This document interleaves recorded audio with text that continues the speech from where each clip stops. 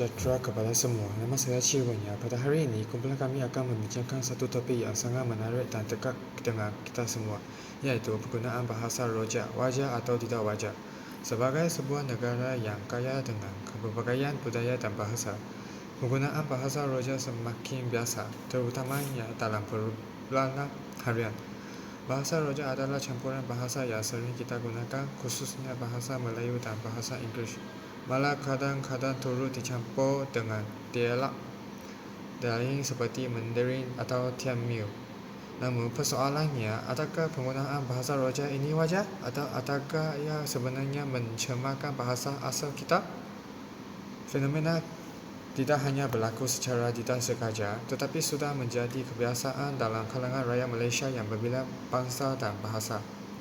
Walaupun penggunaannya meluas, ada yang bertempat bahasa-bahasa rojak tidak menghormati keasilan bahasa kita. Sebaliknya, ada juga yang merasakan bahawa bahasa rojak adalah simbol integrasi budaya dan membantu mempercepat komunikasi. Persoalannya kini, adakah bahasa rojak ini wajar atau tidak wajar untuk digunakan? Untuk membicarakan isu ini secara lebih mendalam, kita akan mendengar berbagai pandangan daripada ahli kumpulan kita. Masing-masing akan membincangkan kebaikan, keburukan dan kesan penggunaan bahasa rojak dari sudut pandang yang berbeza. Terima kasih kepada Wenyao. Salam sejahtera. Nama saya Kevin Ting. Dari sudut pandangan saya, menggunakan bahasa rojak wajar kerana ia mencerminkan identiti masyarakat Malaysia yang berbilang kaum bahasa rojak membantu kita berkomunikasi dengan lebih mudah dan pantas dalam situasi tidak formal. Kadang-kadang, tiada perkataan dalam bahasa Melayu yang boleh menggantikan makna yang lebih tepat dari bahasa Inggeris. Contohnya, istilah seperti ring atau meeting. Selain itu, bahasa rojak menunjukkan perupayaan kita menyesuaikan diri dengan globalisasi di mana bahasa Inggeris menjadi bahasa antara bangsa yang banyak digunakan. Jadi dalam konteks ini, bahasa rojak memperkayakan cara kita berkomunikasi dan melambangkan visibility bahasa dalam masyarakat moden. Tambahan lagi, kita tidak boleh menafikan bahasa dunia kini semakin global. Bahasa Inggeris sebagai bahasa antara bangsa semakin menguasai bidang teknologi, pendidikan dan ekonomi. Generasi muda menyesuaikan Malaysia terutamanya yang lebih terbuka kepada global sering menggunakan bahasa rojak sebagai media komunikasi. Mereka ini bukan sahaja menunjukkan keupayaan mereka untuk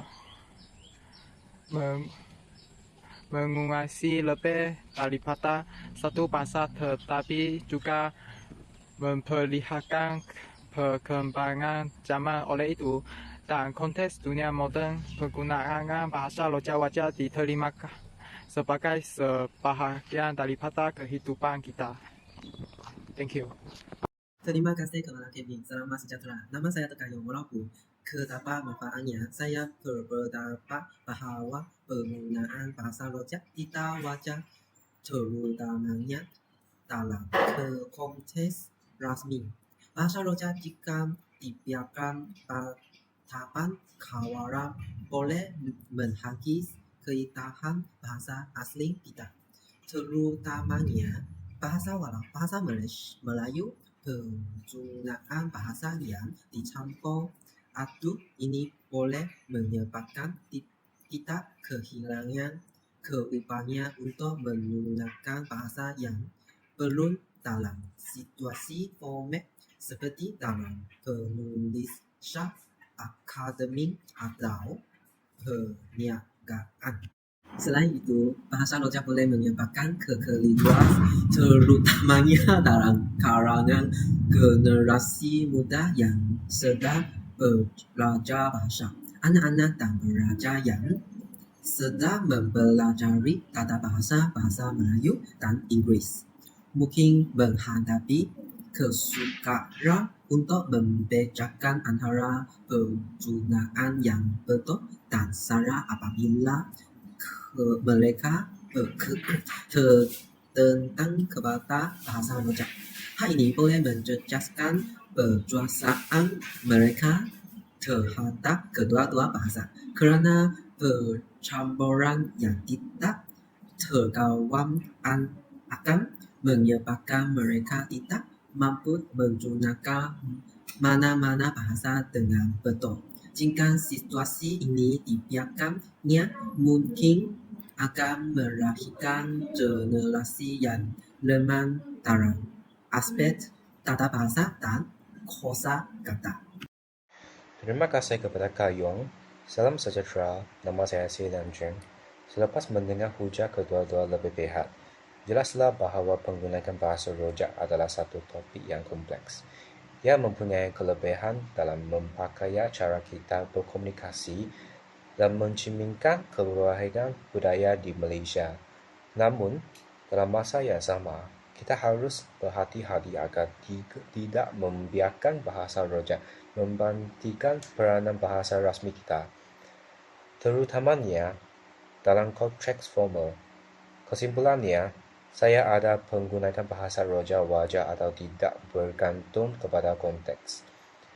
Namun begitu, kita juga tidak boleh menafikan bahawa bahasa rojak mempunyai kesan negatif terhadap keaslian bahasa, terutama sekali apabila dia digunakan tanpa kawalan.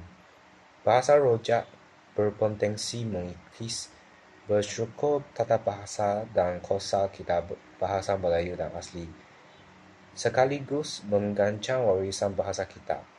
Di samping itu, penggunaannya dalam konteks formal boleh menjejaskan profesionalisme dan kejelasan komunikasi. Oleh itu, kita perlu bijak dalam menentukan bila dan di mana bahasa rojak boleh diterima.